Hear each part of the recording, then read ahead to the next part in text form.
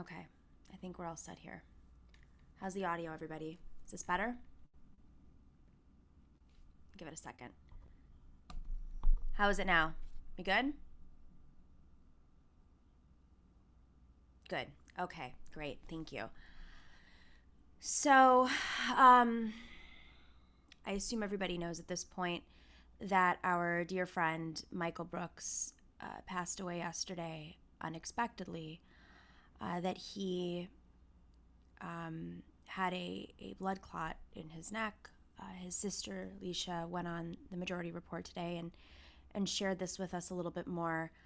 So we're going to do a tribute show tonight. We decided to not do our show yesterday. Everybody in the Majority Report family, in Left Media, TYT family, we're all really struggling with this and frozen, and it's very hard.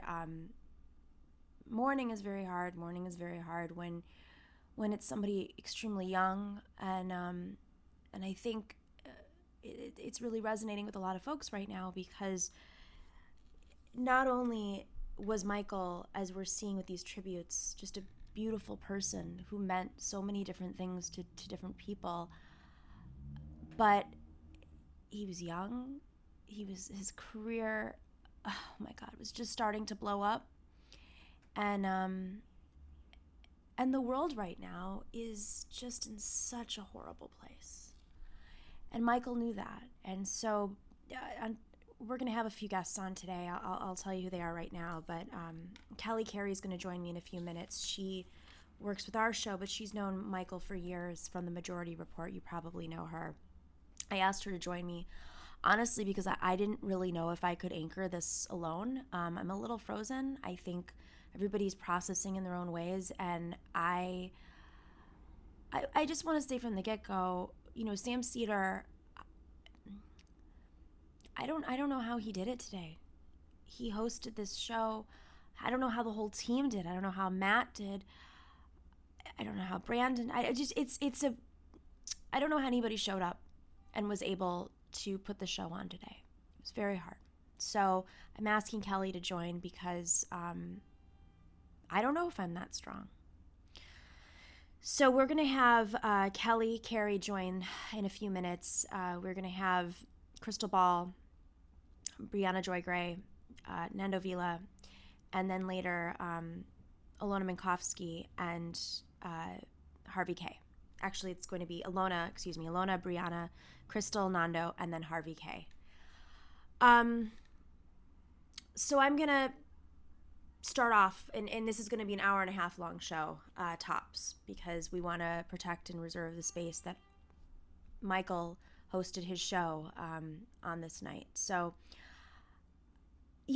everybody had different relationships with Michael, and of course he was a brilliant mind, and he processed information like really nobody else, especially understanding the multidimensional chessboard of international politics and how it links to our national politics, how it links to capitalism and multinational corporations. He could go so deep into these issues, but I actually had a different kind of relationship with Michael, and it wasn't until I heard his sister speak today on Majority Report that it really made sense, because I was a mess talking today. It didn't make much sense. But right before I went on air, I saw my Bhagavad Gita sitting on my bookshelf right behind this computer, and I don't know why I was just drawn to grab it and have it next to me.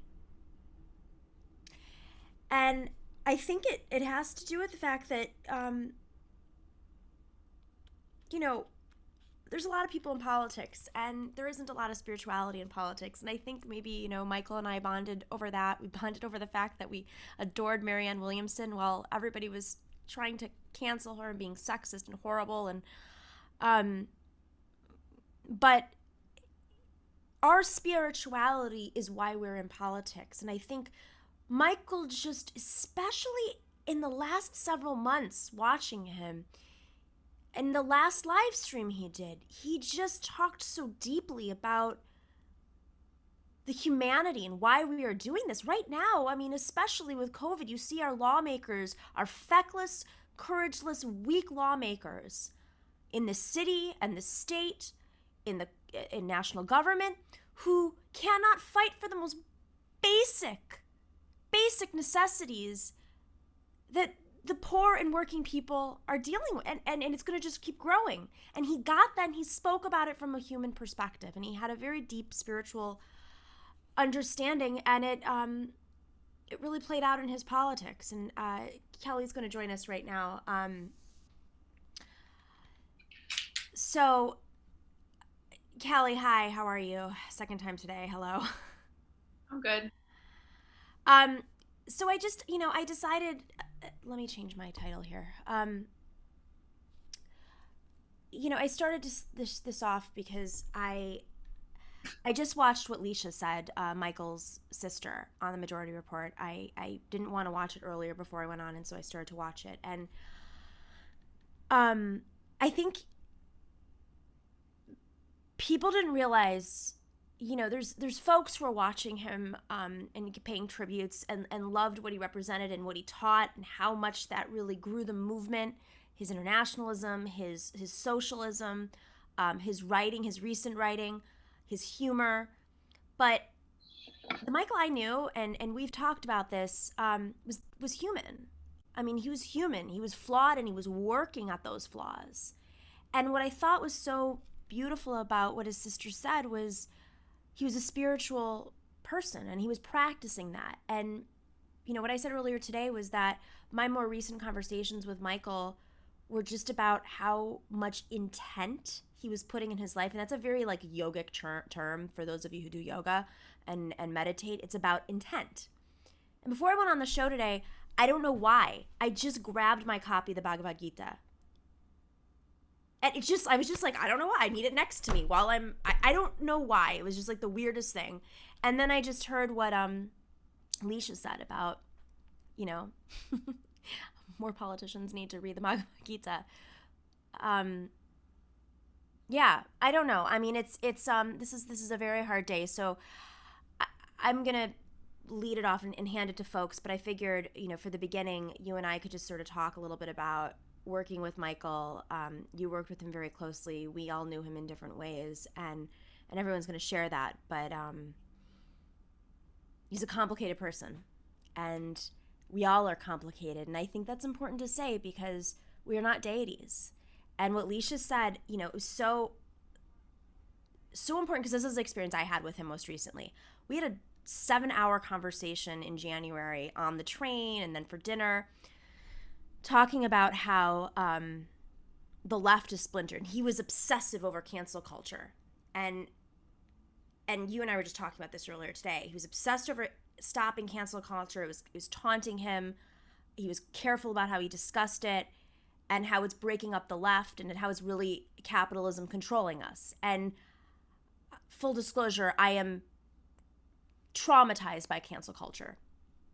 I have decided to leave a much more intentional, focused, organized life because maybe it's my lack of control being someone trying to attempt to cancel me. But he really was there for me personally through some very hard times.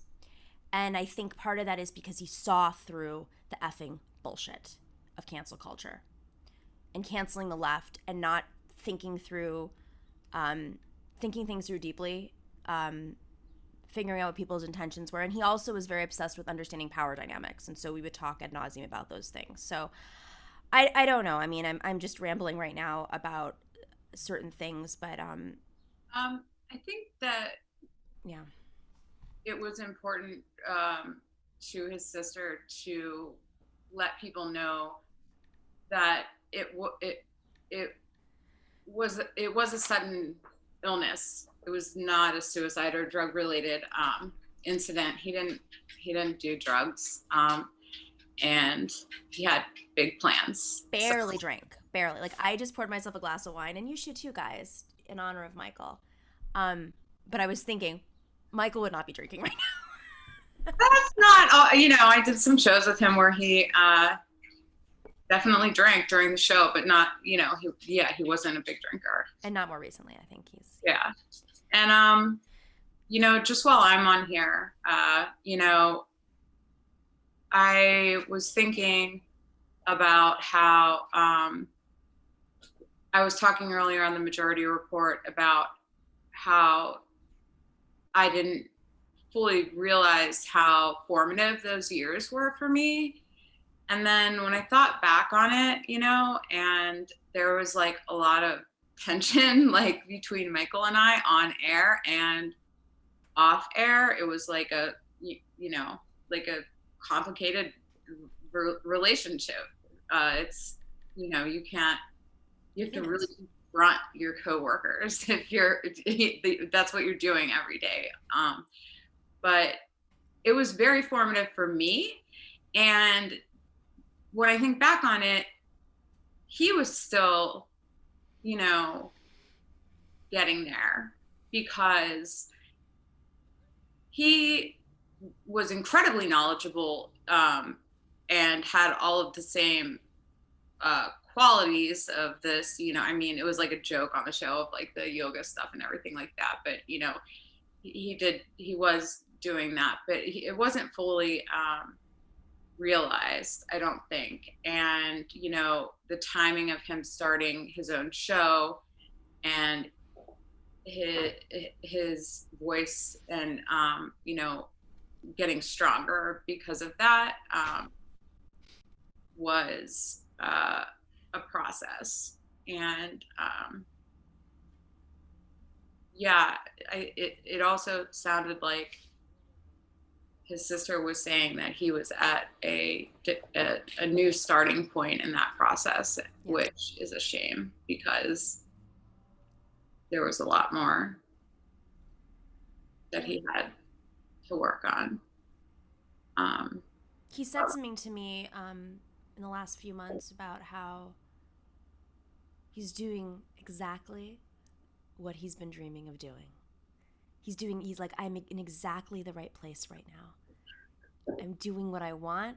And like, not a lot of people can say that. And that takes a real amount of not just creativity, but focus and organizing. And it's not easy. And there's mistakes along the way. And that's a pretty cool thing.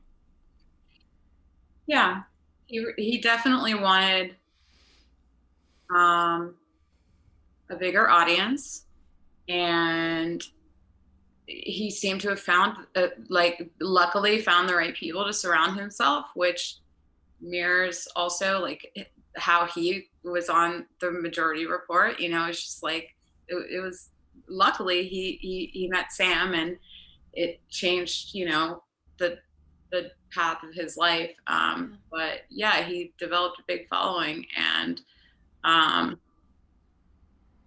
his live shows were like insane. They were like 400 people. Yeah, and Matt was saying that he would go and talk to like every single person in the crowd. He was living his best life. That is what he wanted. He wanted to not just have a big audience, but interact with them and be able to see them. And Kelly, can you just give me 1 second? I'm just gonna put the lights on because sure. I'm very absent-minded right now, and I realize I don't have lights on and the sun's going down. But I will put it on you. But continue to share any stories. Yeah, I really think that the people that Nomi has coming on are going to be able to share. I was there for a different period of his life, and I learned a lot from him.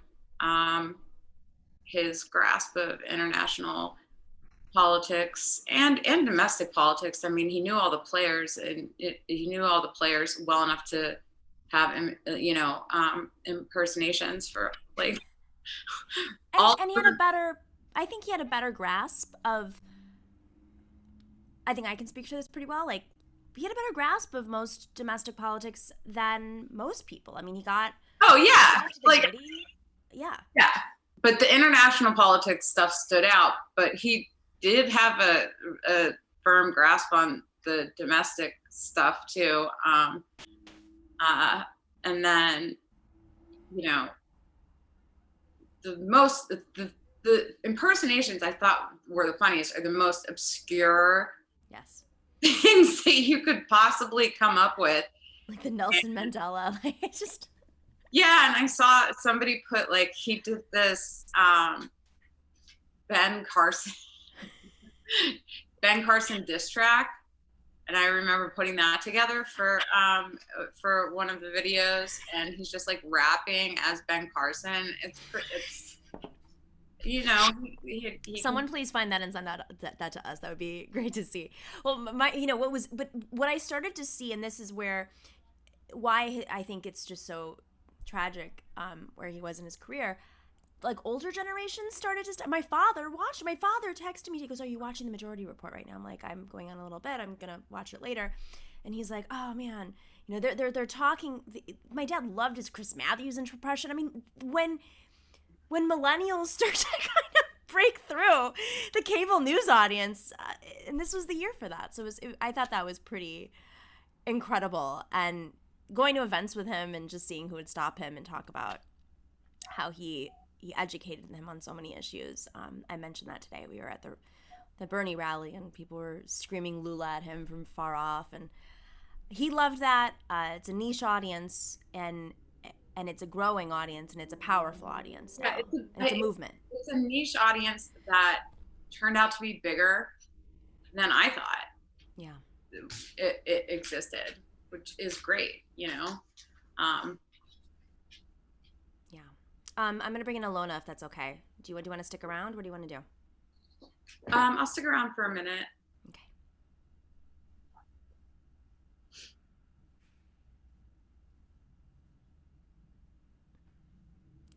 We are getting joined by Alyona Minkovski right now, who was a frequent guest in Michael's live shows. Alyona, if you can hear me, you're muted and your video's off. Let's see if I can do anything here. Man. I think she's getting, she's putting it together. Yeah, so he started doing these live shows, and just while we're waiting for Alyona to join, we did a live show, our first live show, and only live show because of COVID. Hi, Alyona. Hi, sorry. No. Technical issue for a minute. It's okay. We're all dealing with this stuff. I just started talking about how Michael did these amazing live shows, and the Bell House one in Brooklyn that you were at, was it earlier this year or last year? I can't even remember because there's been a time warp. This February, I think, and then we did one the year before as well. I mean, that was insane. It was like 400 people, lines out the door. Everyone wants to meet you afterwards. It's crazy to me. Kelly was just saying, Kelly Carey here, if you don't know her, she was just talking about how this is like a niche audience, and it's just grown and grown and become so much more powerful. And you were a big part of that. So let me tell us a little bit about your thoughts on Michael. I feel like, I think we're all still kind of processing what happened because it was so sudden and so shocking and so particularly painful because we all, loved and cared about him so much. And I think that, it's been a real testament to the kind of person that he was to see the outpouring of grief and love and memories and everything that everyone is sharing, and to see that the things that other people say are the same way that I felt about him, and I think that's when that someone really was that genuine, kind, like loving, funny, loyal person, is because everyone out there, says the same thing about him, and so many people felt that they had that really strong connection with them. So, when I first met Michael, it was 2013, and he was a guest on a program I was hosting at HuffPost Live. And it's funny because I actually just got a text today or an email about Michael from one of the producers, David Fonseca, who said, I was the first person that booked him on the show. And I remember at the time it was a panel program that we did once a week called Political Junkies. And he told me that he booked this guy, Michael Brooks, And he's like, he's a producer on Majority Report, which I knew Sam, I knew Majority Report, but it's not really typical to book someone who's a producer, you know, in like TV land. And I was like, why would you book this guy? And then, you know, of course, the minute that Michael started talking, you realize how incredibly intelligent he is, how incredibly thoughtful he is, and everything that he says. He wasn't someone who was just speaking in sound bites. He was just dropping really, really deep thoughts and deep statements kind of with every point that he made. And so it immediately clicked to me, this guy's different. And then over the years, you know, we got to develop more of a personal relationship and friendship, and I'm so grateful that we did. He was one of those people who always uplifted you, always supported you, always wanted to offer help and advice in any way that he could. And it was a really, I feel like, kind of mutual friendship that way too, because you like, you know, watching Michael start his show and the Michael Brooks show, and the way that had grown and the way his entire kind of career had started taking off was really incredible and beautiful for me to watch. And I was so happy for him because he deserves it. You know, it was just really great content that he was doing, but B, he was working his butt off. The last time that I saw him, unfortunately, because of coronavirus and everything that's going on in the world, was in early March at your live show in Los Angeles. And, you know, that was a rough night because everyone, I think, you know, was already bad election night because of the results that were coming in. Yeah, then the tone was a little bit kind of negative and down. And and I just remember talking to Michael too, and he was exhausted. Yeah, he was exhausted. He was just flown to California, but he was not only doing his show, he also had his book that he was about to start promoting or already was promoting. He also was launching the show with Anna. He also was working on doing the much larger, you know, kind of eventual project that he wanted to do with Jacobin. So it was, you know, you could tell that he was just working his butt off, but I was so happy to see him finally kind of start reaching his prime. I don't know if I want to say his prime, but, you know, the place that he was, and because it was just a testament to the fact that people were recognizing, I think, his intelligence, his humor, his brilliance in that way. A chance to see that, you know, that he got a chance to see that level of success for himself. Yeah. It would have been a shame if he hadn't, because, you know, I think it was important to him for whatever reason, you know, I mean, like, to know that you're reaching a lot of people, that what you're doing means something to a lot of people. And he was working his butt off. I mean, Kelly, if you have to go, feel free to head out. I know Kelly produced our show, so she. Thank you. I think, you know, there's so much work behind the scenes to create these things, and comparatively, you've worked in cable news, you've worked in corporate media. Your teams are larger, and there's a lot more like institutional production help, and so much of the stuff behind the scenes is, you know, scrappy, and you have to, you know, he has to book guests, he has to do research, he has to, you know, there's most likely not teleprompters, you're putting together big events, and it's a lot of work. And the fact that, you know, it's actually very entrepreneurial. I guess that's the best way of saying it is you're an entrepreneur as much as you are a curious person, you know, interested in the world and building these relationships. And so it's, I don't know. I mean, Alyona, it's like, what a loss. What a loss. It's a huge loss, I think, for anybody who, you know, had the opportunity to really know him on a personal level and call him a friend or a loved one or a family member. And also a huge loss for, you know, for the journalism community, for the left, because he really believed in what he was doing and he had conviction. And that's something that I so respected always about him too, is that he did not try to fit himself into you know, he didn't try to fit himself into someone else's expectations.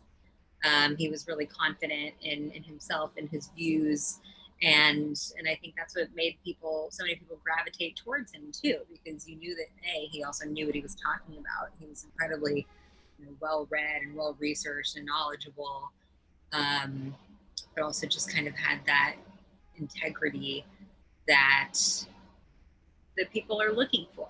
And it really was always incredible to me when you go to these, or when he did the live shows. So I was part of the 2 of the live shows that he did at the Bell House in Brooklyn, and just like the people that were driving in, that flew in to come to the show, that weren't local to New York, like the audience that he had that was so kind of dedicated and gung-ho, even the people that would call in at the end of his program, when he would do like a Q&A and stuff, who were from all over the country.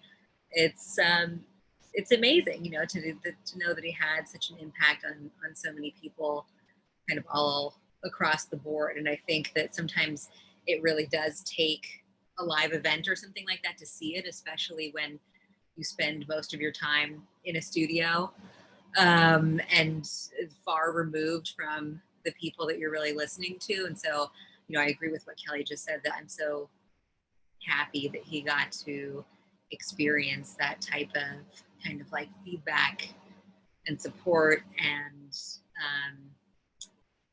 it's of course, like it's gratifying, but it lets you know that you're not putting all this work in for nothing. It's not there just to like toot your own horn, but it's to know that you're actually having an impact on people, which is something that he absolutely 100% did. And I think that that has been clear to me, but especially just seeing now like the really widespread outpouring of grief and support and stories that people are sharing about him, how much it meant. I think one of the things I noticed, he's been trending in our country. He's been trending in Brazil, in Australia. He was trending at some point. It's just fascinating, but like, the juxtaposition of this like left media world and how it really does take going to an event in person and seeing like, oh my gosh, these are spirited people who believe in what I'm working on. And because of the way, like, if you were operating in corporate media, you'd be having conversations about your numbers, and like they would be promoting you because you hit numbers, and then you'd get like puff pieces about you. But because like we don't live in that world, and there's very little media on the left, and I think this is one of the reasons why he was so good at working with other people and having him on his shows, because we grow stronger in solidarity by working with each other and amplifying each other's voices, because that's what the corporate media does. Mm-hmm. And so it really was so powerful last night seeing, like you said, just how many people came in and said he changed their lives, or they appreciated his work. Or Lula, of course, tweeting out a couple of times. I think like he's kind of an emblem of this moment, what he stood for, what is needed, what his death represents, how his death has been appreciated. It's, I can't, we're all processing right now, but the spirit that he brought into politics in a way that most, as you know really, really well as a journalist who's been doing this for a long time, most people don't bring that into their political voice, whether they're activists, politicians, organizers even, or of course those in the media. And especially I think in the last few months you could really feel that. Yeah. And he also, he was yes, he uplifted other voices because he understood the importance of it in this community, but then also was really open-minded. It's like, sure, there was plenty of stuff that he and I disagreed on, but he was never condescending about it. He never shut you down. Like he would want to really engage you in genuine conversation about it, which I always respect too, because that's another thing that it's is harder to find these days. And I don't. It's just so, it's one of those things where, like, you can't. Sorry, you can't believe that you're never gonna, speak with this person again, and see them, and I'm just so grateful for the fact that he and I did get to call him my friend um, throughout this time, and I also think that kind of to that point of needing to amplify each other's voices, and that's what also made it so great that he was always there to try to lift other people up and try to help you out, and he wasn't someone who was just like self-serving. He really was truly genuine and just really warm, like one of those people that I feel like you could immediately connect with and feel like, oh, it's okay to, I feel like I can trust this person and tell him, we'll tell him all kinds of things and just disclose all kinds of stuff. Even though totally. Shit talk. I mean, listen, he's still a human. We shit talk. We like. I was just thinking, like, so if it looks weird, the reason I'm like sitting in my bed right now and drinking water is because I'm like having a baby in like 10 days, and I need to be close to the air conditioner and I need to be comfortable. And he was honestly one of the first people outside of immediate family that I told I was pregnant, at the time. And it wasn't even like deliberate. I was supposed to be on his show that night, and I canceled pretty last minute because I was really feeling very ill because it was really early on, and I was just really, really feeling sick. And I felt like I owed it to him to explain, because I hated the feeling of letting him down and flaking on him in any way. But also because I was just like, why? I just felt like this is someone I want to share this with, and I feel like I was looking through my texts with him today, and like some of the last texts we had were me just sending him like really terrifying photos of how large my stomach was getting.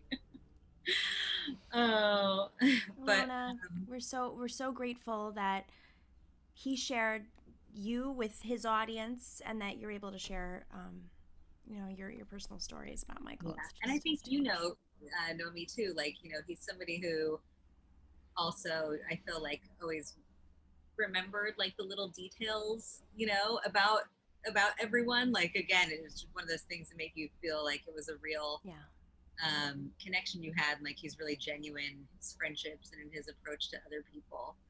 Very intentional. That's the word that just keeps coming to mind, is he's very intentional with his friendships and things he did. Happy birth giving. Thank you. Love you. I love you take too. care. Hopefully next time we talk to you, you have a beautiful newborn and have a very safe, healthy pregnancy. And that is the case. But thank you for letting me join and letting me share a few thoughts. It's cathartic, to speak about him, and also, he deserves all the kind of praise and respect that we can throw his way, and to making sure that we uphold his memory. I agree. Thank you, Alyona Minkovski. Thank you.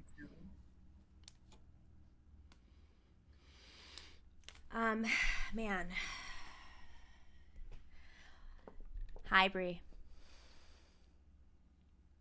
Briahna Joy Gray, former National Press Secretary, spokesperson. What was the actual title for Bernie Sanders? Right. You got it right. Oh, good to see you, Naomi. Been a while. How are you doing? How are you holding up? I'm, okay. I think, unexpected.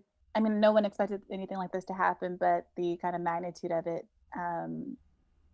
it's been kind of rolling and hitting me over the course of the day, I think, because of what Michael meant to my own personal trajectory in the left, what he meant as a resource for particularly new leftists. He was my introduction into a lot of the lefty media space.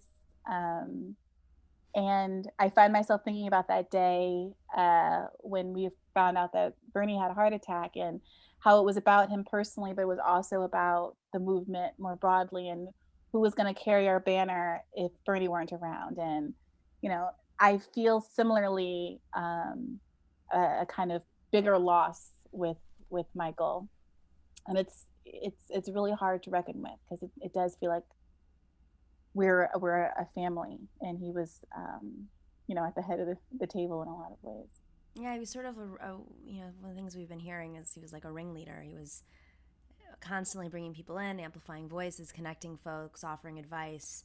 You know, people calling him up and saying, "Help me with your, you know, can you give me an advice on starting a podcast? Can you listen to my podcast?" Yeah. I mean, even with me, with my show, and he's like a friend of mine. He was just like, spent hours with me on the phone. You know, here are the tricks to YouTube, and like, what do I know? So. Yeah, I mean, I really liked Megan Day's article and Jacobin today, because it was like exactly what my experience was, insofar as, you know, there's a way that certain members of the mainstream media and their followers like to paint me as this kind of Machiavellian, you know, campaign spoiler in 2016 who was working to undermine Hillary and had all this influence and power. But I was an anonymous Twitter person with like 500 followers until 2017, when I published my first couple of pieces in Current Affairs. And I don't know how Michael came across them, but he was, I believe, the first person to ever have me on to talk about anything that I had written. And I was similarly extremely nervous. I had no sense of what TMBS was, or that I was coming on very early in the process of him establishing his own show. But in retrospect, it feels like such an honor to have been included so early in the process of a project that was so influential and so meaningful to so many people, and to have an opportunity to develop a relationship with someone who was so generous with their time and with their intellect and with their warmth, in a space that can feel sometimes competitive and dog eat dog, and in an online space where it's very easy to fall into, I mean, guilty as charged, easy to fall into all kinds of infighting. And the fact that he seemed to be guided by a kind of real ethical humanism, something that I like to ground myself in, but I'm not always as perfect as he was. I don't always accomplish that goal. And having him as a reminder to keep things in perspective, and to think really practically about how we're going to achieve our goals, and to speak really plainly about what at the end of the day are really basic humanistic principles that for some reason in this country, on this world, are controversial. And hearing his sister talk on the Majority Report vigil earlier today, about him being really fixated on food issues right now, and how absurd it is to feel like you have to argue with people about the idea that kids should never go hungry.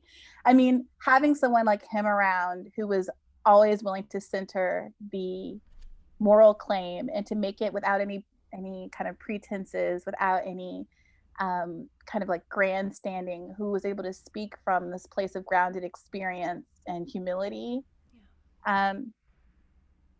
You know, it feels in a lot of ways irreplaceable, and I can already feel the hole. I miss him. I had like the first, this is like very strange thing happened when I watched his sister. It was like the weirdest thing, because you like, there's like your intellect and your just like time and space, everything kind of gets melded together. But she was talking about how angry he was getting about cancel culture, and like how he's obsessed with it. And I was like, I know, that's my experience with him too. Like, we would talk about this. And then I literally grabbed my phone to text him. It was just like this, what?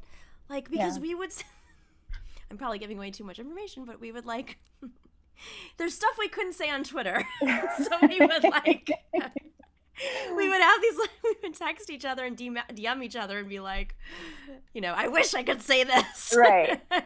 Which is an interesting aspect of the cancel culture debate. I mean, there's a lot of bad faith cancel culture takes out there, and there's so many people like you and Michael who I think are more trusted. And I'd love, we should put our heads together and feel figure out if you can surface some of that stuff, but without getting canceled, as it were. But we'll see. But yeah, I found myself going through our most recent text, and I was reminded, of course, about the fact that the last time I was supposed to have seen him in person was to do a three-person three-way Hear the Burn Michael Brooks show, the Dig podcast in Massachusetts. And if I recall correctly, it was right after South Carolina. I was flying back north from our loss in South Carolina, and obviously we were disappointed, but this was the thing I was looking forward to, because the campaign had been trying to put together a live show for a really long time, and it never seemed like it was quite the priority. And these were all my faves, and I had just missed that Harvard event in February, and I was so jealous. And so I was like, I gotta go. And I was my flight, I had a connecting flight, and they kept us on the runway for like 15 minutes, and I ended up missing my connection. And I remember plopping down in the airport in the same terminal I feel like I had been in 1,000 times in the last week, and I was so disappointed.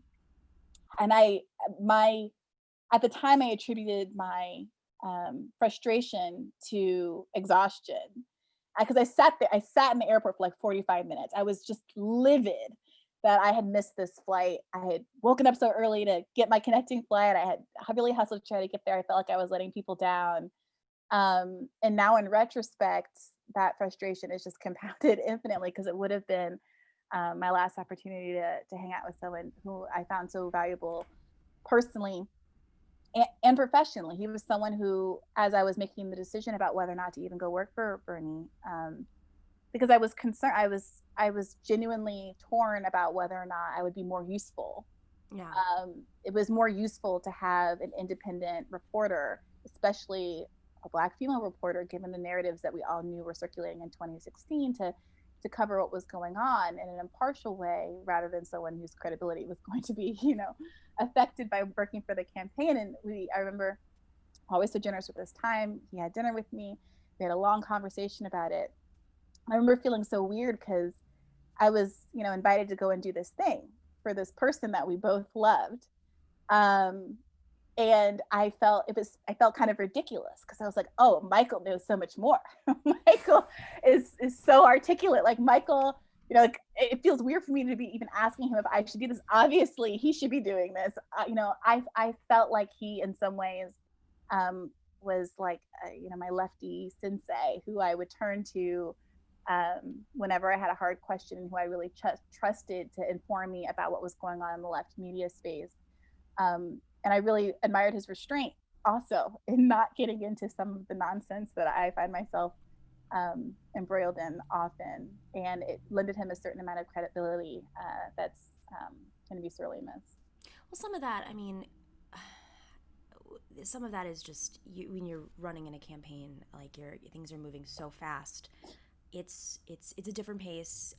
You're in war mode. Being, having a show, you still feel in war. It's different. Things are coming at you in a different way, and so don't beat yourself up about that. Yeah, no, we dabble. It's not like Michael didn't enjoy a little jab at some bad actors here or there. But I was watching old episodes, and what really struck me was that even when we would, let's say, criticize something Joy and Reed had just said or done, or put Nancy Pelosi in the gulag or the pyramid or what have you, like, he was always quick to say, and I really appreciate it, because Michael would push humor in a way that I wasn't always. We were in different roles, and I was like, don't get me in trouble. Like, I can't laugh heartily along with that joke.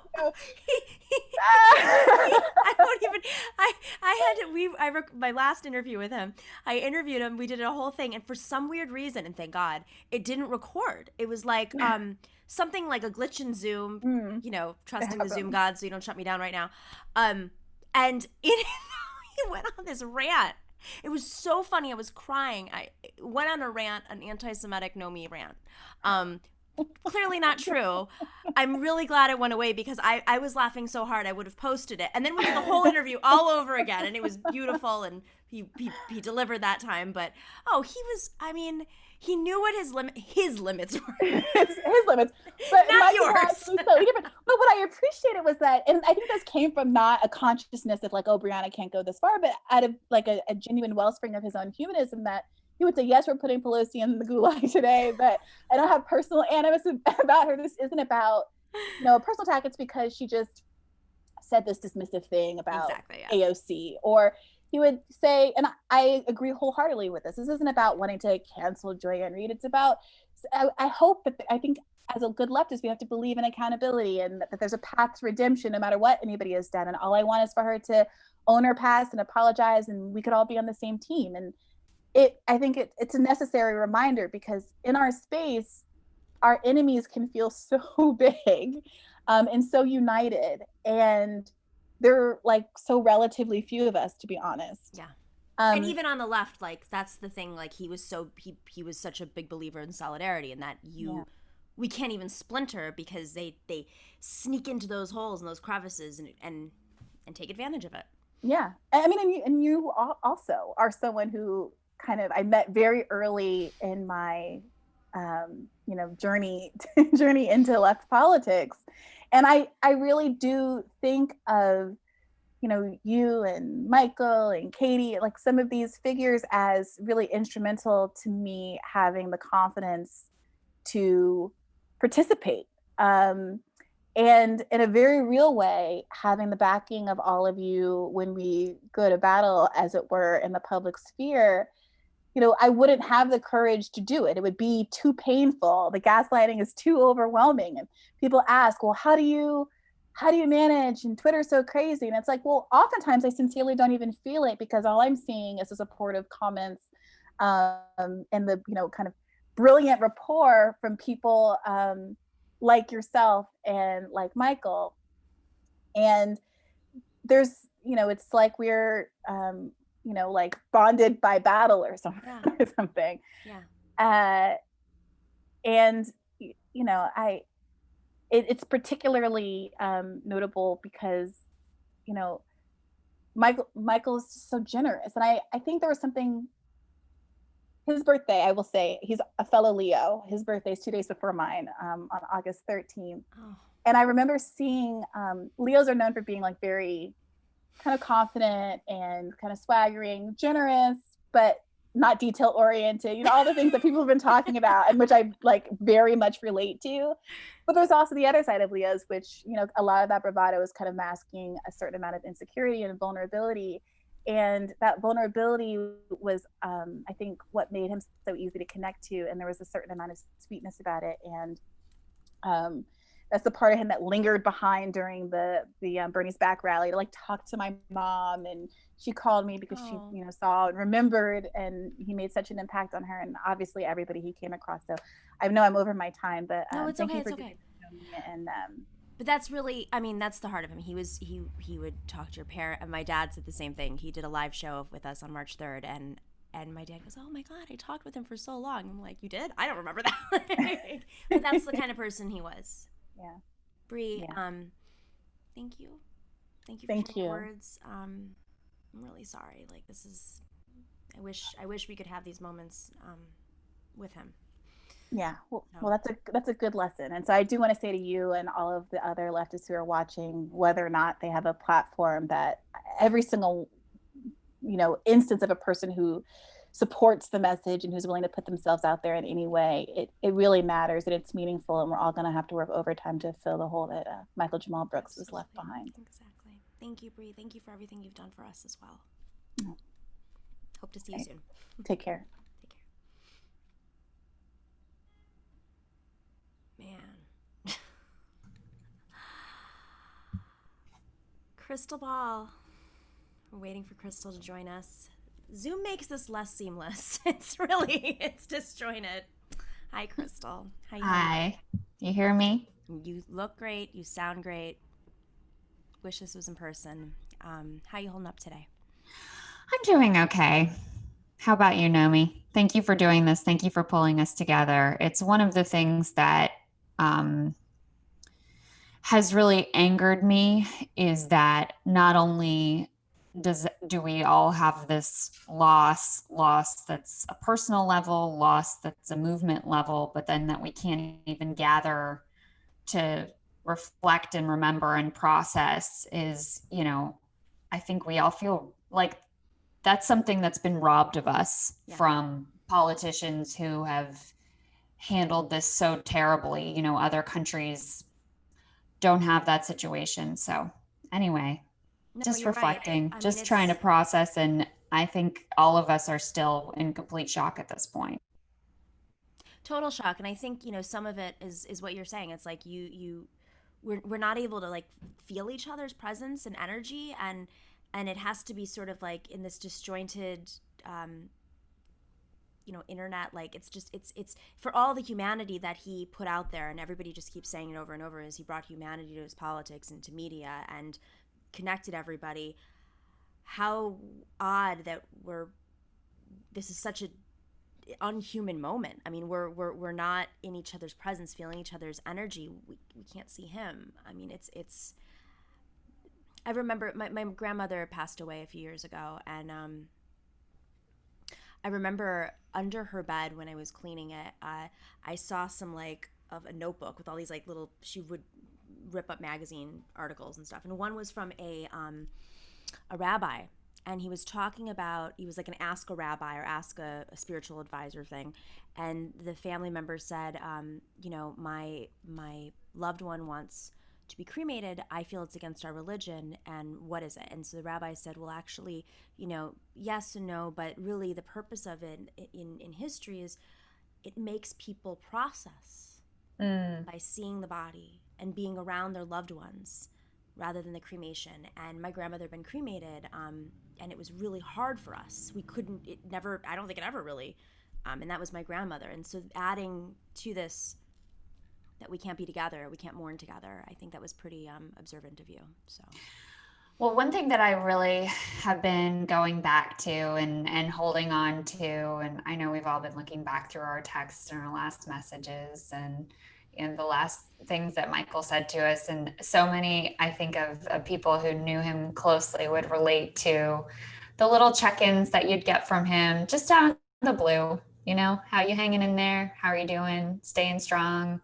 What do you think about this? One thing that I will really hold on to was, just before the COVID lockdowns hit, at a time when really, in retrospect, it was probably not safe to be gathering so many people, but we didn't know that really at the time. In early March, we did, Sagar and myself and Kyle Kalinsky and Michael, this show in Brooklyn. And it was just one of those absolutely magical nights, right? Everybody was excited. Everything came together. Everything sizzled. And Michael was such an amazing part of that show. I mean, look, we all know that he's hilarious from having talked to him, from watching him, his impressions, etc. But seeing him on stage, just completely off the cuff, doing his Chris Matthews impression, breaking down the Democratic primary, everybody was floored. I can't tell you how many people from that night have reached out to me to say that was one of the happiest times I can remember. And especially with it having occurred right before everything shut down. It's a few things. Like it makes me realize that was early March. It wasn't so long ago. And yet it feels like the whole world has turned upside down. And, and Michael's loss, like the fact that he's gone, just adds to that feeling that everything is turned completely upside down. But I also think about, the way it felt in that moment. I just thought, I only got to know Michael this year, and I love this guy. And I thought this was a beginning, right? Yeah. I just assumed that we would have so many more times like that. And I did savor it in the moment, but I savor it even more now. So in retrospect, realizing that would be, I can't believe that would be the last time I would ever see him in person.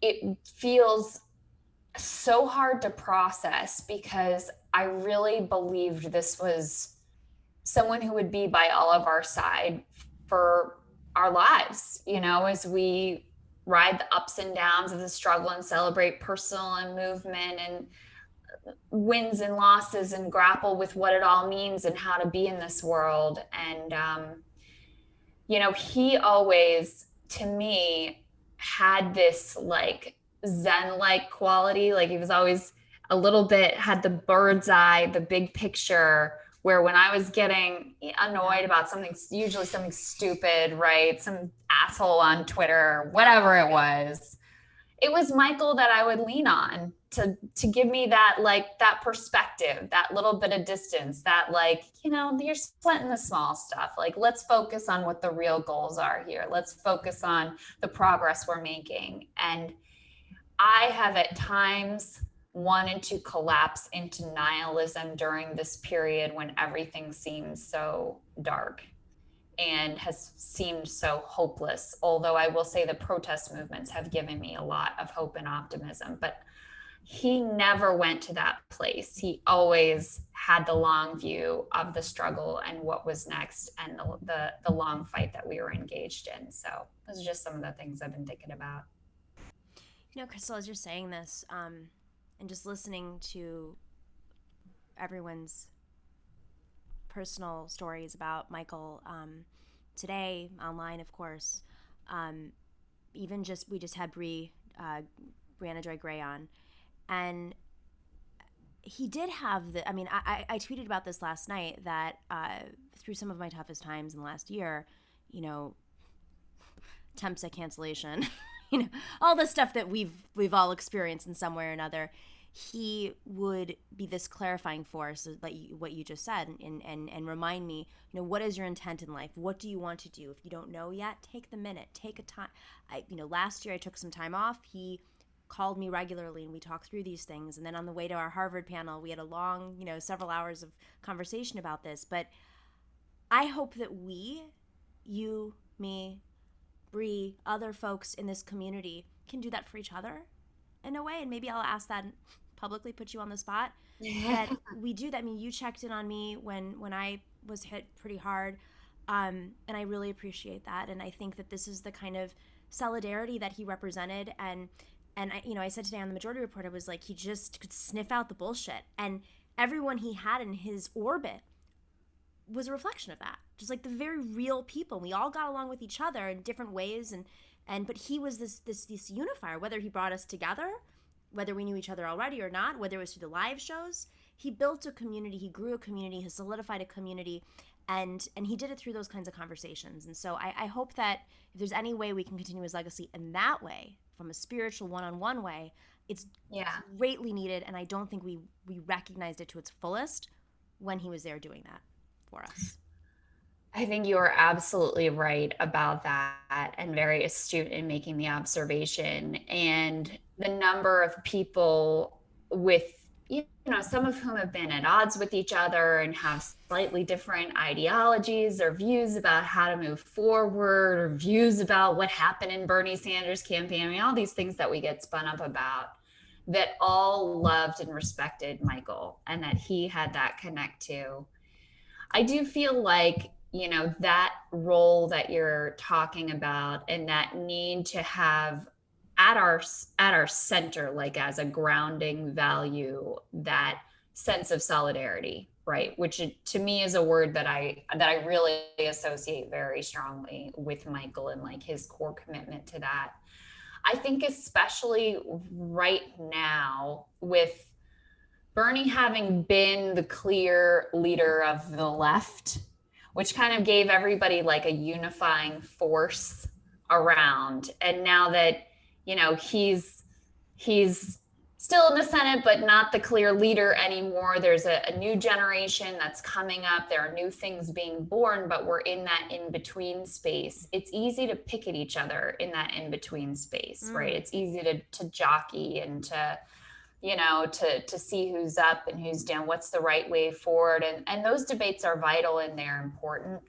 But I think remembering each other's humanity, and that we're all trying to figure this out the best way that we can, is one of the ways that I'm going to think about in terms of trying to honor his legacy and some of the things that I learned from him. And then, on a sort of a something else that I'm sure other people have spoken about too is just he had such a deep knowledge and real passionate core around the connection of people around the world, right? That sense that the struggle is global. And as someone who, has lived in the United States my whole life, it can be hard for me to connect all those pieces in the way that he really did, that he had that real global perspective of humanity, which is something else that I'm going to try to increasingly incorporate to the way that I view things and the way that I'm fighting for things. So, I think in those pieces, that's the best way you can honor someone who so clearly, and this was heartening to see, like so clearly the thousands upon thousands of people whose lives have been touched by and views have been shaped by, who have learned something from Michael Brooks. Like what better of a legacy could you possibly leave or hope for? Thank you, Crystal. Thank you for being part of his journey and our journey and using your platform to honor him today. I didn't even mention that. It was a beautiful, beautiful way to remember him. And I've known you for a while, so I don't know why this just hit me, but like, I think because I've known you for a while and just kind of seeing where we are today. And, you and I have had a long journey together, Naomi. Not everybody knows that, but we've known each other a long time. I'm there for you, sister. And thoughts and love to everybody who was touched by Michael, to everybody who knew him, to everybody who loved him, to his family and to his friends. And I know I speak for myself and so many others when I say we're going to do everything to continue and further his memory and push forward with the struggle that he believed in. Thank you so much, Naomi, for having me. I'm really grateful. Thanks, Crystal. Take care. Man, I need my tissues, guys. So, while we're waiting for Nando to join, that kind of made me think of something that, and maybe Nando can speak on. He has his mic ready, everything to go. You're the fastest person to join us. I'm like mid-sentence. Yeah. I'm also wearing my Michael Brooks Adidas tracksuit. Oh my God. I have my, chain. Everyone's been talking about they're going through text, and I was going through all these photos, and I remember I have this out. I was wearing this thing to the Bernie rally, and I bought Adidas shoes for him, literally. I was they're so cool on him. I'm going to wear them. And then I came to the rally and he saw me. He's like, those are amazing kicks. I was like, I bought them in your honor. There you go. Yeah. It's too. Let's just be real. Yeah. Well, that's, honestly, that's how our friendship kind of started. He asked me on his show, like way back in 2017 to talk about Spain, I think it was. And then he was like, afterwards, he was like, by the way, I really dig like the way you dress. And I was like, oh, thanks. Which, honestly, like from adult male to adult male could be like kind of an awkward conversation, but he was like so cool about it that I was like, this is normal. This is cool. And then he was kind of like asking me for pointers. Like, like when you buy a suit, like, where do you have to like, look, and I was like giving him advice on like how to, so that's kind of how that was one of the first things we talked about is that's how kind of we became friends. So yeah, totally. Michael Brooks, fashion icon, bringing the Adidas tracksuit back, I can't believe that's not discussed more. I mean, all the legacies ever, I've yet to hear that. He had said to me, like 6 months ago, January, or I think it was January, we had this, I've mentioned this a few times, just because it was so many hours and you just go through, we're both very rapid paced people, and we just went through so many different conversation topics, and then we had dinner, we took this train to Boston together, and he's like, man, we were talking about love life, and he's like, I gotta separate the politics. I gotta have the space to do the fashion and the this and the that. Yeah. And he went right into like, because my brain doesn't work that way. I'm like, politics, 24/7. Is everything. Yeah. It's just, that's it all day long. So. Yeah. No, and he was like incredibly ambitious. Like he had big plans. I mean, he wanted to take the kind of work that he did and the kind of education that he gave to so many people and take it like really mainstream and like kind of infiltrate entertainment and just the masses. Like he really believed in in the masses, if that makes sense. Like he was not content with being like big in the left Brooklyn subculture. You know what I mean? Like he wanted to be bigger than that. And because he thought it was important to take it mainstream and take it to the masses. So yeah, I mean, so you I don't know. Okay, let's talk a little bit about like maybe some of your memories with him, because and for those who don't know, which I don't know who that is, but everyone knows Nando. You want to talk a little bit about like why he had you on the show? Yeah, I mean, it was really like, honestly, like we were just friends. Like after that initial time, he was just like, as everyone has noted, he was just like incredibly good at cultivating friendships. Like he would, it requires work to cultivate a friendship, and it's rare to become such good friends with someone as an adult, like as a fully formed adult. Right. But he was very good at that, and that was. And it always felt really good when he reached out and he would talk to you, and like we just kind of kept doing that, and we became really good friends. Like, I mean, we would talk every single day. I mean, just no joke. Like we would text every single day about stupid things, but also like the big political questions of the day. He always knew everything, so it was always like when there was some difficult political question that I didn't have the self-confidence to work out on my own, he was always able to work it out. And I was like, yeah, that is right. Like when there's a contradiction or something. And yeah, so we did, he ended up asking me to join him as a co-host for the Woke Bros, which is a show that he does with Big Waz for the Count the Dins network. And I was like, yeah, of course, like shooting the shit with you two every week for an hour or two. Like, that sounds great. Like, I would absolutely love to do that. And we did. And it was great. I mean, I learned something every single time. I mean, that's the thing. He was smarter and better than everyone else. I don't know how to say it. Like, he just knew more. He had done the reading. He'd read like, I remember, he'd read like the, oh my gosh. Yeah, like the 1,000-page biography of like Thabo and Becky, because he was like obsessed with South Africa and like that liberation movement. And I was like, you like read that? Like, I maybe have read like his Wikipedia page, Well, he was, I mean, we've been saying this a lot today. He was very intentional with his time. As much as he cultivated these relationships, they were extremely intentional. They were very focused. And that was part of I'm not kidding. Before he passed away, I've repeated the lines over and over in my head. And it's really shifted the way I've grown, is that his time was a sacred, everything was sacred in his life. And he tried, especially I think in the last, year or so, because you can't grow, you can't build all these things, have these big plans with the amount of time you hopefully have on this planet, if you're not intentional about who you allow in your life and how you allow them in your life and what you do with your time and what books you read and creating the space to be able to read that 1,000-page book. I mean, who does that? Yeah, who does that? I mean, like, does he watch TV? You're right.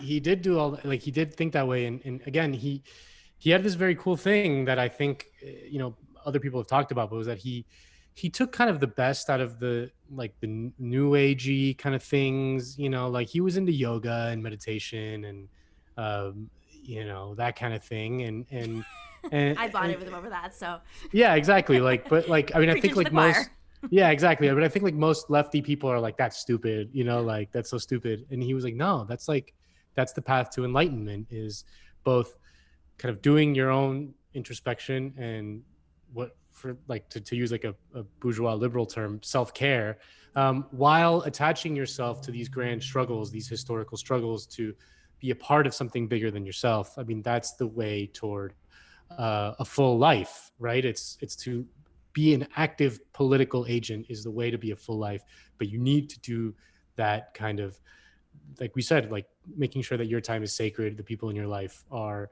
sacred, and he did that. I mean, he did that.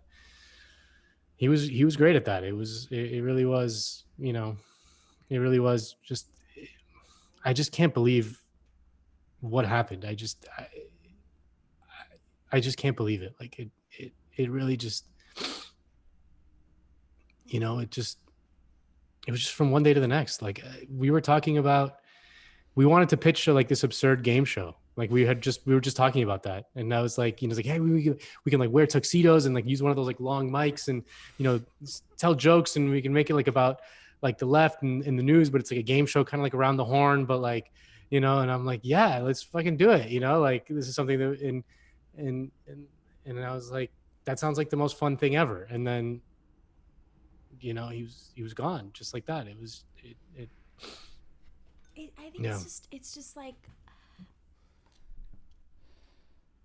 I don't know. I mean, like, no, it was so sad. It just. Yeah, it wasn't like, oh, he's going to the hospital and the thing, like it was like, no, he's gone. Like he's like gone. And I don't know. I've never been around something like that. Like, just never had someone so close to me just go like that. It's really wild. I mean, I had and I'm bringing this up because it's very fresh in my memory right now because we just had the anniversary of it. But a friend of mine passed away 15 years ago, and she was 22, and it was a car accident with a group of other people, very sudden, very, very tragic, affected, my young adult life and all of our friends. And that's the only other time I've ever experienced anything like this. And of course, when you're younger, in your early 20s, your emotions are you just deal with it in so many different crazy. Everybody dealt with it in different ways. Yeah. I think what's just so odd about this is it's like it's somebody who just started to like really live their life, like hit the peak. Like you're okay, now he's at that space, and now it's like full. We all saw it, we all felt it. We went to his live shows. We just knew it, and it doesn't make sense with like the laws of the universe. I think that's the right way of saying it. Yeah, it's so unfair. I mean, like you said, he was just hitting his stride, like he was just hitting his peak kind of thing, and everything that he had, he worked for tirelessly. Like, I mean, he grew up dirt poor, which is where his political commitments come from. He always had this unbelievably unflappable commitment to the poor. And that was what drove him. It wasn't like being a minor kind of Twitter celebrity, as he would always call himself. You know what I mean? That's not what drove him. It was like this genuine commitment to the poor, because everything that he had, he absolutely had to fight tooth and nail for. That's something I can't say for myself. Like I've had unbelievable privileges in this life. I've had a remarkably easy life. I did not grow up poor. I grew up relatively wealthy. I grew up pretty wealthy. I went to college, no problem. Didn't even think about like how to pay for it or anything like that. I grew up, all the opportunities that spring from that were just were right there, media jobs, Right. and talking to him and our friendship, like, it was, he had that, like, he just had that really deep commitment and drive and ambition that came from knowing what he got out of, and he didn't want anyone else to have to do that. He did not want anyone else to have to go through what he did. Right. He wanted a fair and decent life for everyone. It wasn't about the dopamine you get when, like, you get a viral tweet or something, right? You know what I mean? Which is like what a lot of people are in it for, right? It was just a very deep and genuine commitment. I mean, it's yeah. The last time I saw him, I believe, it's hard that maybe it wasn't the last time. I think I saw him. I saw him during a live show, an election night show. But last time I saw you. Yeah. Was for that live event, and I mean, that was a crazy night because it was just nobody expected the election results to be so horrible. But he took it in stride, and he worked. And people have been saying this. He like worked the crowd. He took pictures with folks, and it was about the human connection. Yeah, and that, and it comes from, he was a student, like he loved studying people's liberation movements all over the world, whether it's in Latin America or Africa, especially. He had a particular fondness for Africa, is, Brazil, like just wherever there was a struggle for liberation, freedom, humanity, he was knee deep in that history. So I think he understood that the path towards a better world is full of defeats, and that, like, whereas you know, those of us who just kind of are living in the moment or whatever, like we see something like Bernie getting shellacked on Super Tuesday, which was like, again, we were all together, we were all on stage, just like processing all that. He understood that it's part of, like, you know, you're not going to get an easy victory like this. They don't get nothing. None of this comes easy. It's all part of this long thing. You just got to keep going. You cannot fall into cynicism and nihilism, which is like such an appealing thing in that moment, right? Like when it was like when Bernie was out of it and the COVID thing happened, and we're like, we have to choose between Joe Biden and Trump. Like, how easy is it to just be like, you know, I'm checked out, fuck this, you know? And he was like, no, we got it. This is like where we have to double down and keep fighting. And it was like, again, like that, we would talk every day about that kind of thing. And I was always like, man, I'm about to get black-pilled, you know? And he was like, nah, dude, can't do that. That's cowardly. And he wouldn't like say it like in like a dickish way. It was like more like, you can't do that. You have to keep. So yeah. Don't be a dum-dum. Don't be a dum-dum. Don't be a dum-dum. Definitely don't be a dum-dum. Dum-dum. No, it's true. And it's, you know, and so much of that was about the solidarity. Nando, I really appreciate you coming on and sharing your personal stories and being in this space. I mean, it's very personal. It's very raw. It's hard for all of us, but I think we're numb. And to think about how to keep this all alive. I mean, Crystal Ball was just on, and we talked about how the way that he was there for all of us, hopefully we can keep that intact and be there for each other. Yeah. So that's my ask now for everybody. Absolutely. Well, thank you for having me. Thank you. Stay safe. Stay well. Bye-bye. Much love.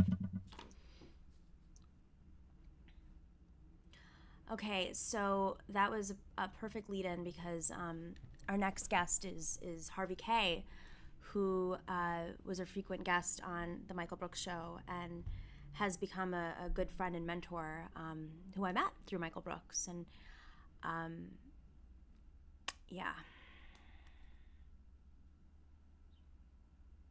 Hi, Harvey. Oh, the audio's connecting. Still connecting. So one thing, just while Harvey's audio is connecting, I would love to get this going viral. You know, something that Michael taught you. If you can tweet out like Michael taught me, hashtag Michael taught me, because that's what I'm hearing from people over and over is just what he taught you. Just a thought. Hi, Harvey. How you holding up?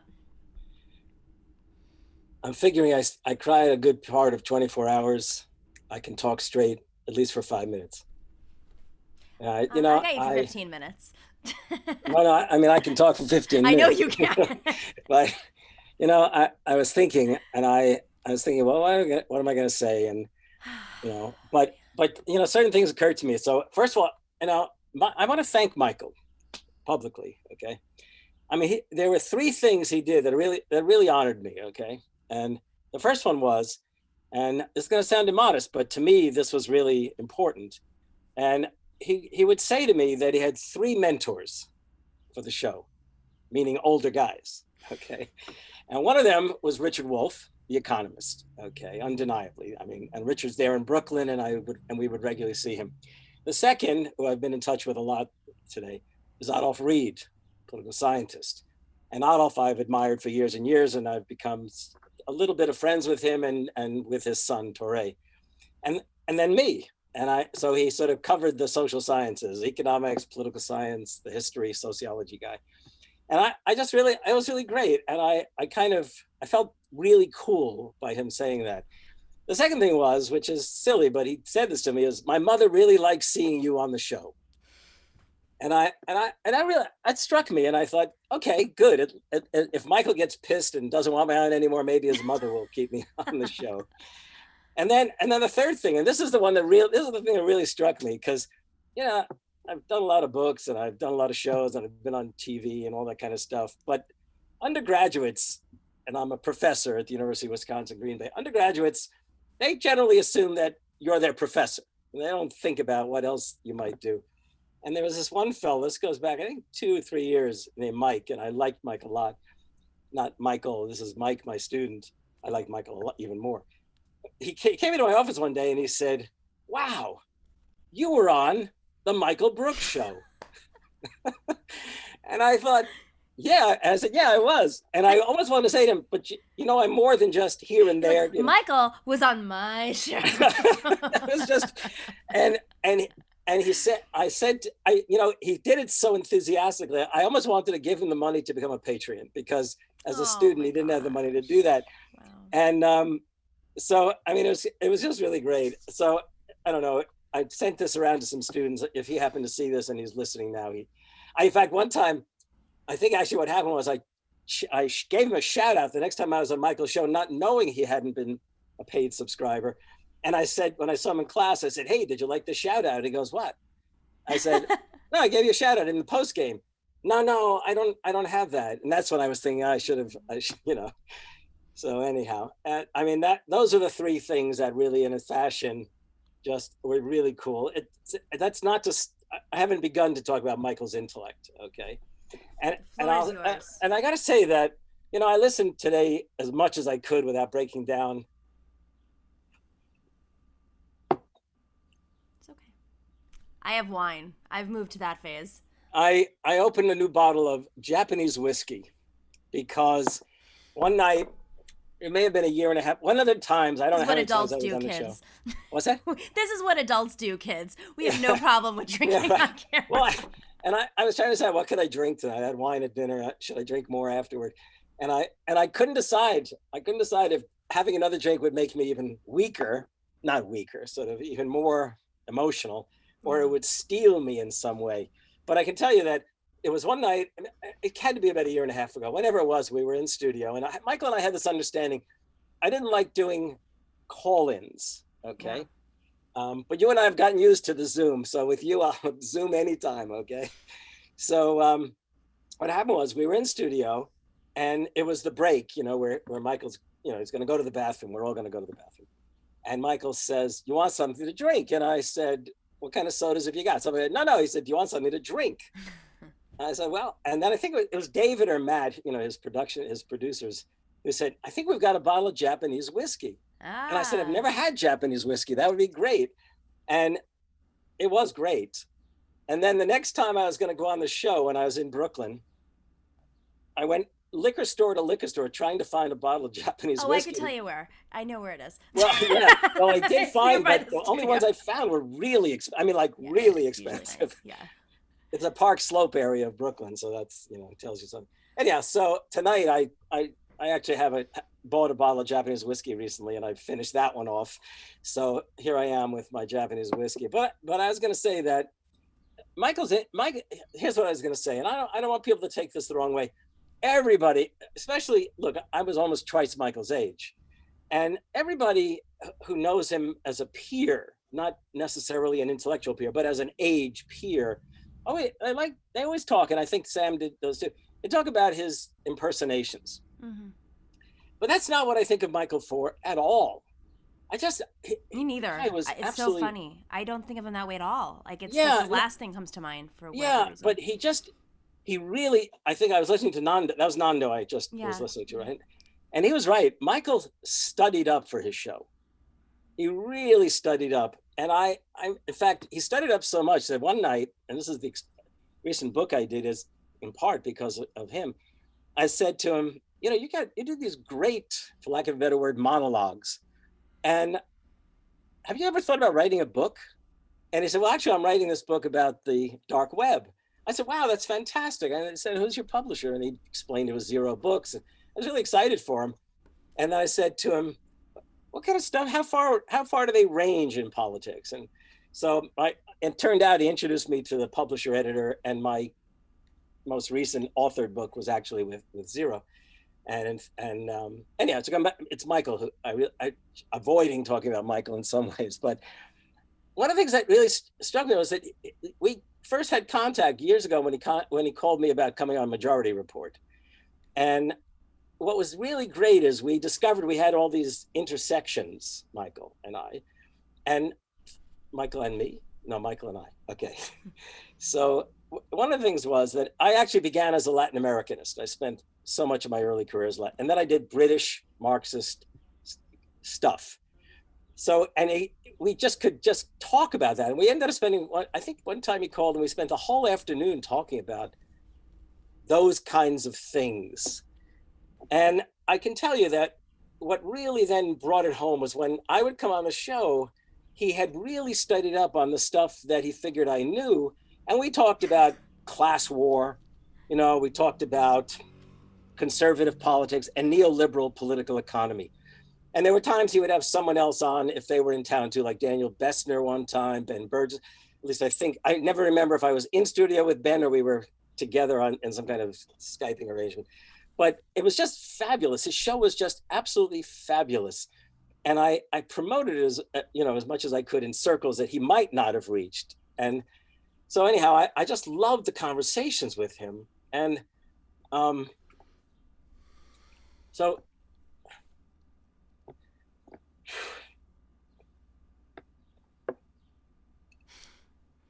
we were texting a lot this past weekend. Yeah. Because I had this idea for him about how to turn what he's doing, and that would take little effort in some ways, except for editing, to take the best of Michael Brooks and do a collection of stuff, a collection of interviews. I thought, wow, it would be great. And he really liked the idea. And he actually said he was already moving towards something like that. So it was like an affirmation of what he was doing. So we're talking on shit. Okay. The whiskey may not help. I'm not sure. So we talked, and texted on Sunday evening. And then the next day, it was like 4:00 and I was texting him. I texted him, I wasn't getting an answer. And I thought, maybe he's, I say this in all seriousness, meditating. Maybe he's just like tuned out, fortunately, because he kept saying he was going to try and reduce social media, And then I was watching The Young Turks when it was announced. So let me put it this way, okay? I thought of Michael like a nephew. Yeah. Sorry. I warned you. I said I wasn't sure. I wasn't going to break down doing this. And you wanted wisdom. So here's what I'm going to do. I'm going to tell you the quote that Michael most liked of all the historical quotes I threw at him. This came from Antonio Gramsci. This is the quote that I think has motivated my historical writing. And Michael just lit up one time. So they posted it a couple of times on the show. And this was his favorite. I think you must like history as I liked it when I was your age, because it deals with living people and everything that concerns people, as many people as possible, all the people in the world, insofar as they unite together in society and work and struggle and make a bid for a better life. All that can't fail to please you more than anything else. Isn't that right? And that's what Gramsci wrote from a fascist prison in 1937 to his son Delio, not long before he himself, Antonio Gramsci, would pass away in prison, at the hands of Mussolini and fascism. So, it's like Michael knew what it was about. He knew that it was about combating from the bottom up the class war. It was about opposing conservative politics. It was about denying any advance to neoliberal political economy. And that's why he and I became friends. And that's probably why you and I have become friends as well, perhaps. But I can't even still get my head around it. Want to ask me anything? I mean, I think it's really also just fascinating to see the evolution of Michael, and you met him when he was booking the Majority Report. So how have you seen him evolve? Well, that's good, because in fact, when we first talked, I knew for a start he was an internationalist. Okay, and I had really left questions of internationalism some time ago. So because I'd become an Americanist, as they say, and I was arguing about American, sort of the meaning of America. But as I listened and I heard him over time develop, I heard a guy who was internationalist, not in a knee-jerk way that all too many of us on the left have been at various times in our life. It was an internationalism that was embracing of solidarities, and it wasn't dismissive of what America might be. Mm-hmm. And recently, in particular, this was really good. I mean, I remember one time on the show, we were talking about how we voted, I guess, in 2016. And I confessed, you know, I wanted Bernie. I wanted Bernie ever since the 80s to run for president. But I remember Michael and I both confessed, yeah, we voted for Clinton. Well, I hope you did. You were in a state that really needed her vote. Whether she wanted it or not. Whether she came to you or not. Look, I mean, I swore I'd never vote for Clinton after Bill, but I mean, I have daughters and the Supreme Court mattered. But the point was that we had this mutual sense. We had this I felt he had a sensibility that he understood there's the class struggle. There's the things we have to do to advance the class struggle, but it's not in the meantime all or nothing. That many people depend on something better than the right, on something better. And I mean this sincerely, because too many people just write off. I mean, even Biden, for his deplorability, is not Donald Trump. And Michael understood that. Yes. He really did. And he would call you a dum-dum if you didn't. Yeah, right. So what I saw was a guy who became all the more internationalist, but no less humanistic. Yeah. Very much humanistic. And I've had students who were from Brazil, and they were so thrilled by his commitment to Lula. And I took pride in myself for the fact that, you know, once upon a time I had been a Latin Americanist and I could appreciate everything he was doing. And I was just so proud of what he was doing. And Lula appreciated it. Without, I mean, clearly he's been tweeting about it. But when did he start talking about Lula's imprisonment and Brazil? I'm trying to like. That's really good, because are a blur. Like, it's just everything's been moving so fast. The pressure of the world. It's very hard to kind of piece things together. And looking for photos of him, I'm like, wow, we did this together. I forgot about that. We did. You know, it's this movement. I'll tell you honestly that if I were to come up with a date, I'd be lying that I actually knew what I was talking about. It is a blur. It is a blur. You know, I was out for a walk with my wife before I came on to do this with you. And we were both trying to remember when things happened. Right. And you know, like, when was that first time we actually went in studio? My wife accompanied me. She was there. And she actually it'd been a long day. I think we had flown in from Wisconsin that very day. And she kind of fell asleep on the couch in the back of the Majority Report studio. And the camera, somehow she ended up on the camera. I don't know. But we couldn't remember. We just couldn't remember. But all I could remember is Michael's energy in the studio, his energy and his ability to concentrate and then splice it with humor. Right. And I remember he said to me, "You want to stick around for the post game?" I said, "I think I'm here for the post game, because I wanted that kind of more relaxed post game kind of thing." And I always said to him, "You have the best two guys on your crew." I like Jamie, I'm not knocking anybody else, but Matt and David just blew me away. I mean, my father always said to me, make sure your friends are smarter than you are. Yeah. And whenever I was in that room, I felt like I was in a room with three guys who were smarter than I am. You know, it's interesting. We're talking about, like, I'm a woman, and I think a lot of women tend to process by how we've been cultured. I don't know if it's necessarily genetic. We process through speaking, and through this experience of just this live show and talking with friends, I'm processing, and I think it's been so powerful, right, about how not just his death and how it's been emblematic of kind of like the moment we are in this movement and what he represented, but also like that it just feels so much more intense. We said this with Crystal Ball because of COVID and how we're isolated from each other, where everybody's distanced, and you know, he was a humanist, but we can't have these person-to-person, you know, connections like you like being in studio.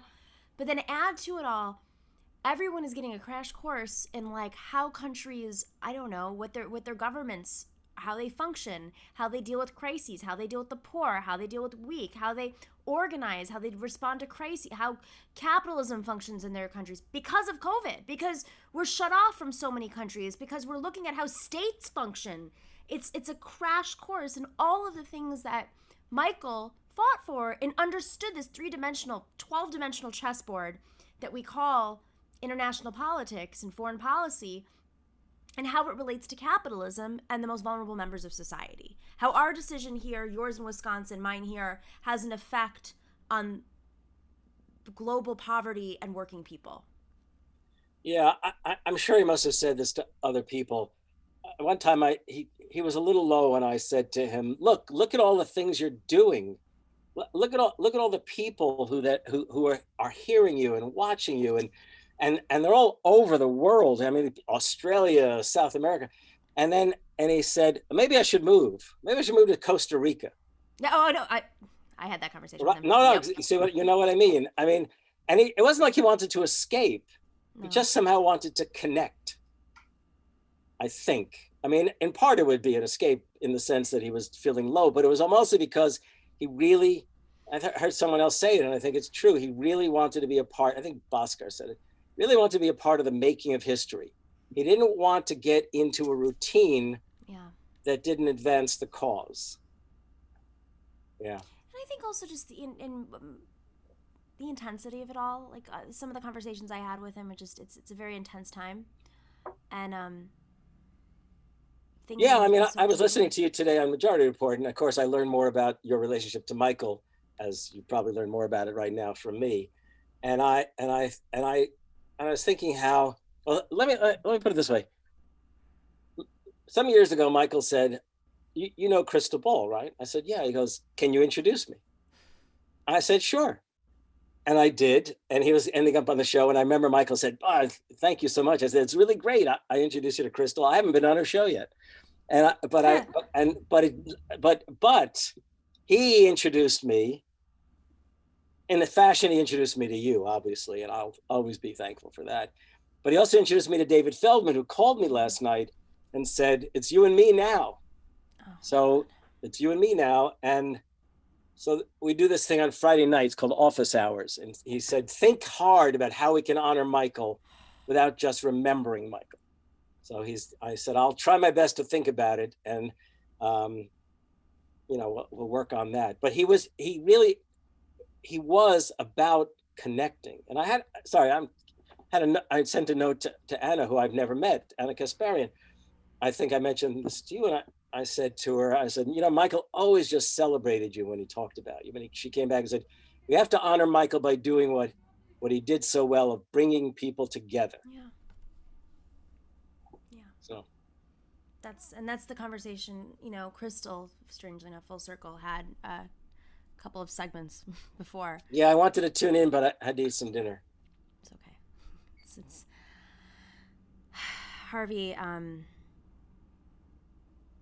yeah. As long as you talk about someone, they're alive, right? Yeah. And what we have to do, and how, I know people keep saying honoring his legacy, but it's through these conversations that we learn about how deep his legacy and complicated and thoughtful. And we started off the show with Kelly, and Kelly was like, he was a human being. And we have to remember that. And I think he would want that too. Like he didn't, oh, geez, he was like a Messiah. Like he was, right. This is a human, right? As a student of history, as so many of the people that we deify were, would they have been canceled today? Probably, actually. By the way, that was another thing that I really have to thank Michael for. So whenever I was in studio with him and these guys, I would learn about things that everyone knew about and I didn't know about. And I'll never forget this one night. So I'll tell you this. Somehow the name Dave Rubin came up. And I remember I said to them, what the fuck is Dave Rubin? Yeah. And Michael said, you don't know who he is? I said, no. He goes, thank goodness. It was like that. So. Yeah, I don't have that obsession. I think our audience knows this about. I'm in the Majority Report universe, but I don't have like the obsession with the intellectual dark web. I have an obsession with a dark, like the cryptocurrency world, which I guess is like an arm of that. And that'll be a big part of our show for anybody who wants to. That's sort of the stuff that I've been working on for a few years, and I want to start elevating now that we don't have Democratic primaries, and that's what people go to me for. Yeah, right. But But on that note, actually, through the cryptocurrency stuff, Michael and I, I did a lot of work in Puerto Rico, and he, I didn't have a real start to the show, so I guess I'll share it with you because I think it's better, and you're a friend of mine, and we have a pretty good connection through Michael. But I ran for public advocate last year, and Michael and Sam were, and Jank, TYT, were extremely close to that process, and would call and ask questions. And actually, I talked to somebody who was on my campaign yesterday who said, "Oh my God, I remember meeting Michael, and we would put these events together, and he would call and be like, okay, tell me all the dimensions of the race." And it was like he wanted to get into like deep into the weeds, and it was an extremely complicated race, and it was, it was hard. I will fully say I was probably punished for calling out, publicly flogged for calling out certain interests and their ties to other interests. Right. So now I understand. Yeah.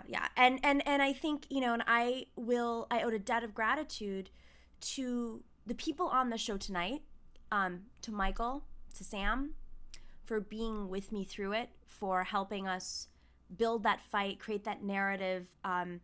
Michael came he emceed like, I don't know, we had so many events because it was a matching funds campaign.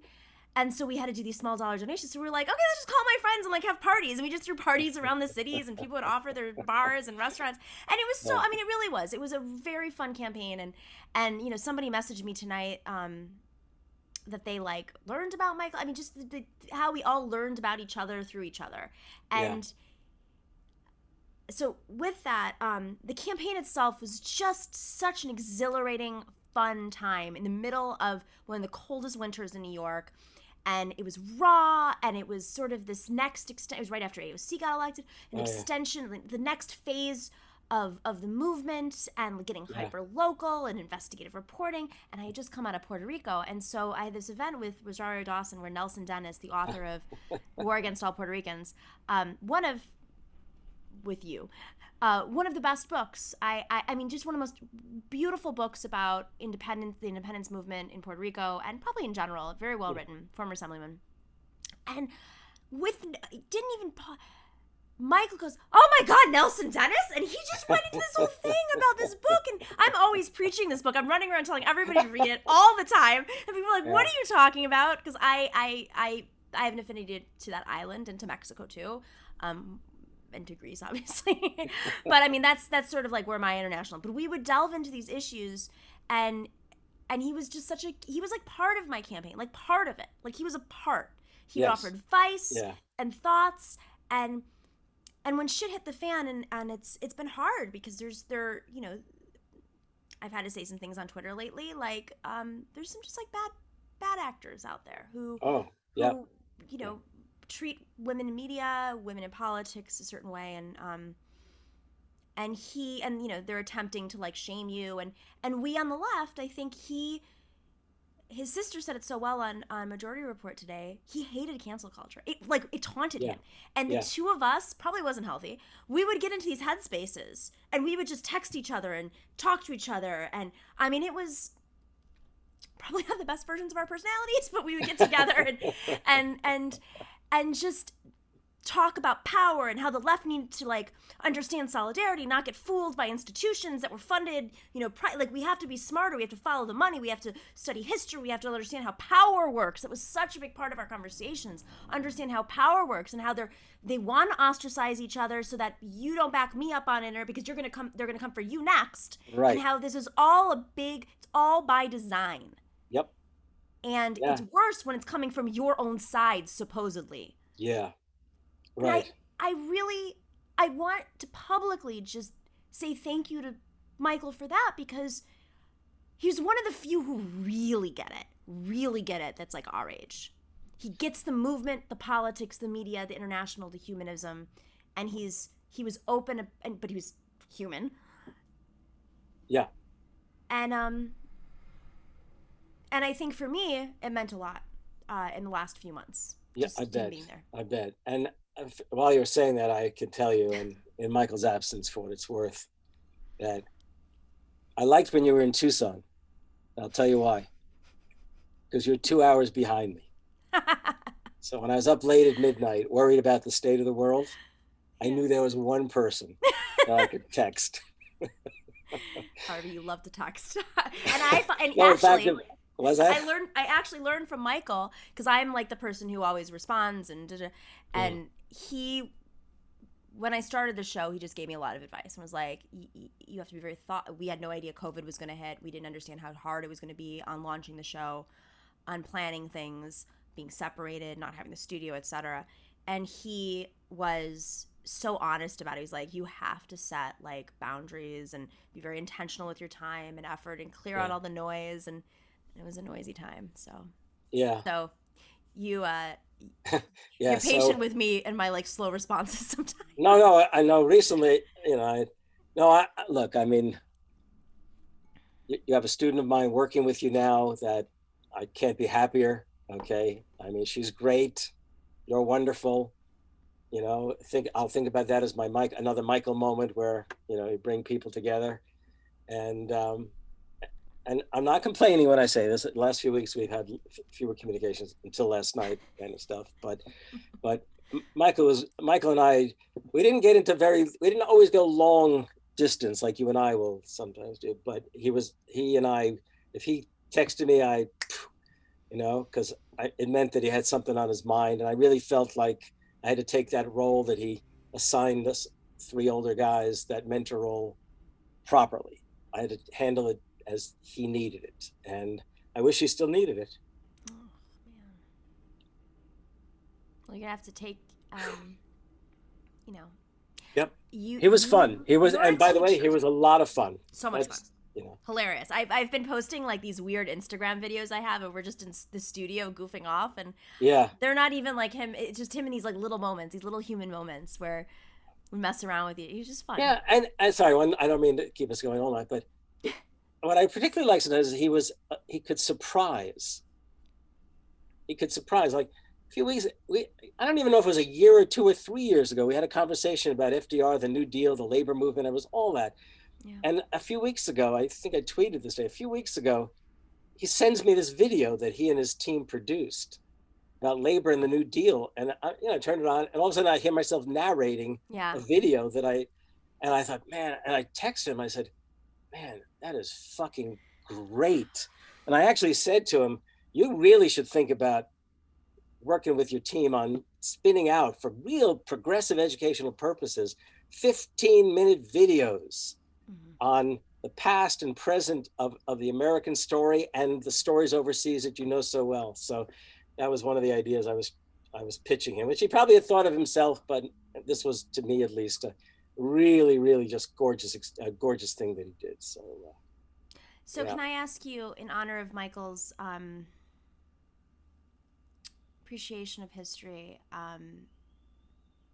for me, and I think for a lot of folks, it helped. It's sort of a settling when you read about moments we've been here before or worse. It gives you a sense of control or calm, or for me, I don't know if it does for everybody else, but or sometimes worse when you realize how close you are to fascism. Something about this moment, Michael passing away, is a marker. And this is where I'm going to go to like a spiritual interpretation of history. Sometimes we see these moments, and they're spiritual moments, they're deep moments, they hit people in very, with impact, and whether it's spiritual or just how humans respond. Is there something that you can pull from in history that symbolically is, I don't know, I mean, is it similar to this moment? Well, okay. So the moment I think about, it was actually in some ways as awful as the Great Depression was.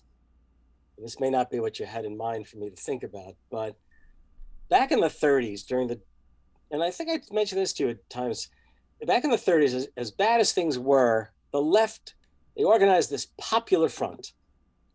Okay, so there were communists, there were socialists, there were fighting liberals, there were American, Midwestern farmer labor radicals, and they represented this popular front. They didn't sign any agreements, but they all worked in favor of, for lack of a better way of putting it, this sort of progressive idea, which for some, in any case, for all of them, was a social democratic idea.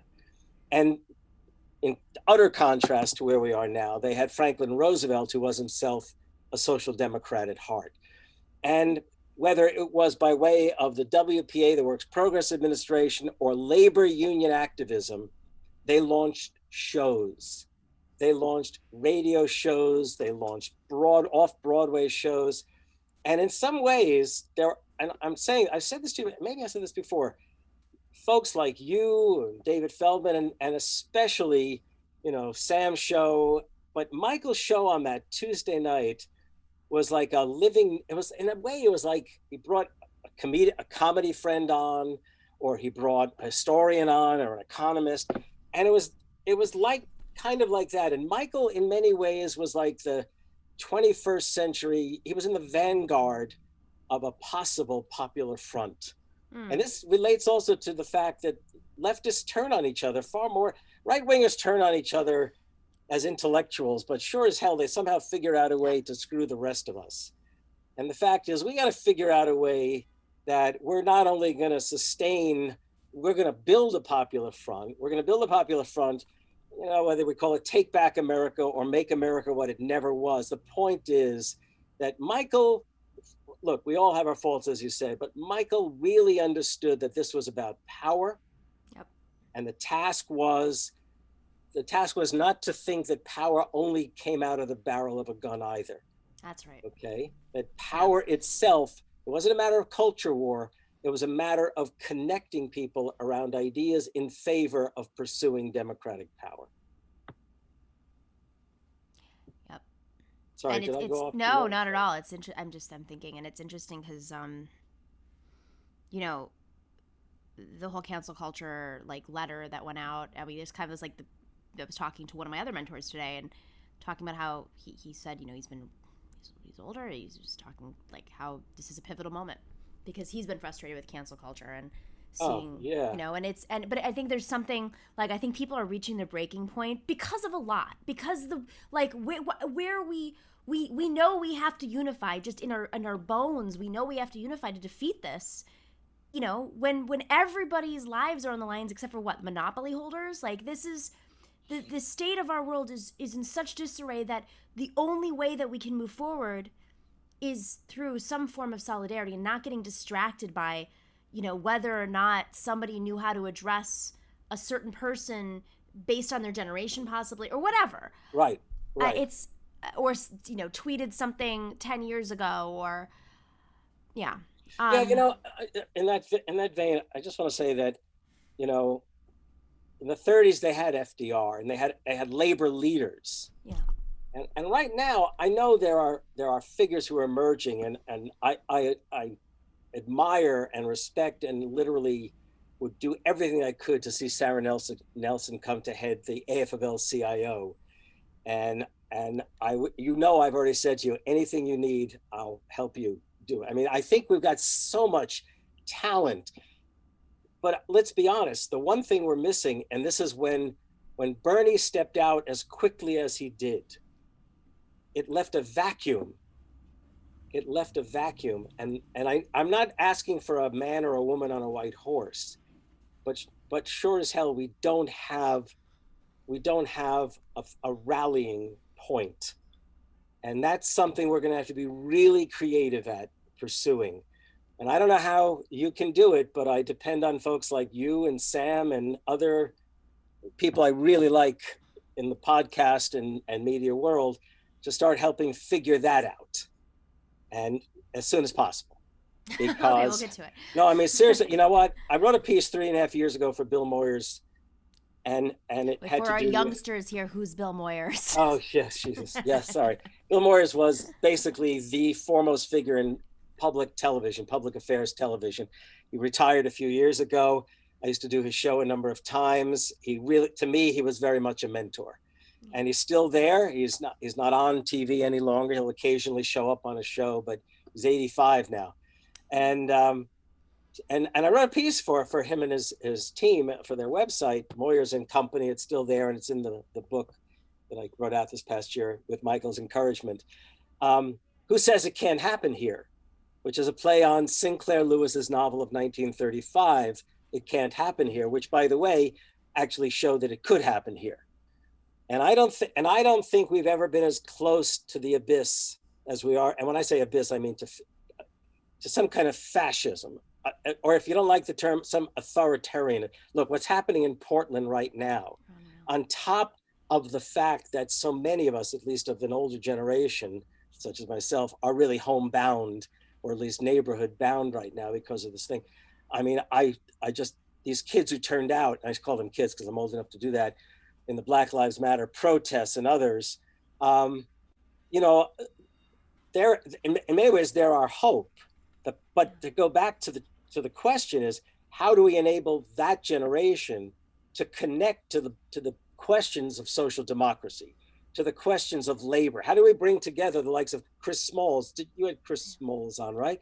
How do we get Chris Smalls type folks connected to the stuff of the teenagers and young adults in the street?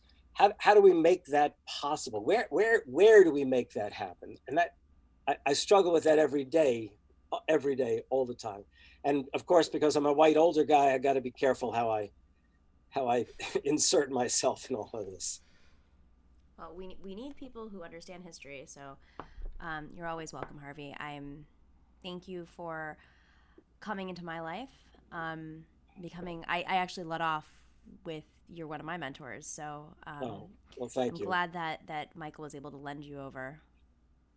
And well, you know that I'm ready to text anytime, and I promise I will not wake you up. How's that with a text? I turn my phone off. By the way, your show deserves every bit of attention, and people should tell their friends about it. The candidates you've brought on, the other folks you've had on, like Chris Smalls, who was organizing in a place that nobody would accept organizers. Amazon. Yeah. You know, I mean, you know, I have, you know, what's the old thing from Dickens? I have great expectations of you. How's that? To this day, my favorite book of all time. Okay. So, well, that and the one that I was inspired to grab on the way over, the Bhagavad Gita. Well, I'm not laughing at it. It's what was so crazy about this is I've said it a couple times now.